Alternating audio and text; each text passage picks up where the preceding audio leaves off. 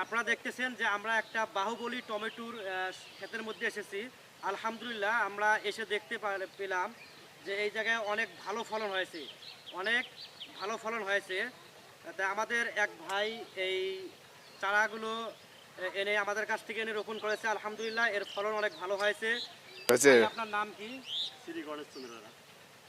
শ্রী গণেশচন্দ্র রাত। আর যে এই জাতটা কি জাত টমেটোর? দাদা এটা বাহুবলী জাত। এটা এনার কাছ থেকে শুনলাম যে বাহুবলীর জাত।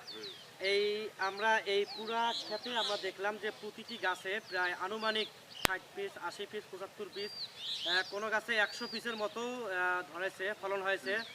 আলহামদুলিল্লাহ এর ফলন অনেক ভালো হয়েছে। আপনারা যারা নতুন টমেটো টমেটো চাষ করতে চান, আপনাদেরকে সাজেস্ট করব আপনারা বাহুবলী টমেটো চাষ করতে পারেন। এর থেকে অনেক ভালো ফলন পাবেন ইনশাআল্লাহ। বাহুবলী টমেটোগুলো প্রায় অবিকল আপেলের মতো দেখতে এবং এর স্বাদ অনেক সুস্বাদু হয়ে থাকে। এবং আপনারা রোপণ করলে অবশ্যই বাহুবলীর চারাগুলো রোপণ করতে পারেন। এর থেকে অনেক ফায়দা হবে ইনশাআল্লাহ এবং এর থেকে অনেক আর্থিকভাবে সচ্ছলতা বৃদ্ধি হবে ইনশাআল্লাহ।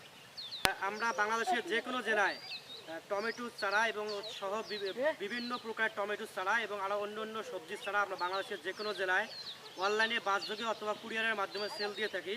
আপনাদের প্রয়োজন হলে অবশ্যই আমাদের স্ক্রিনে দেওয়া নাম্বারে যোগাযোগ করবেন। ইনশাআল্লাহ আমরা বাংলাদেশের যে কোনো জেলায় সুস্থ সবল চারাগুলো আপনাদের কাঙ্ক্ষিত স্থানে পৌঁছে দেব।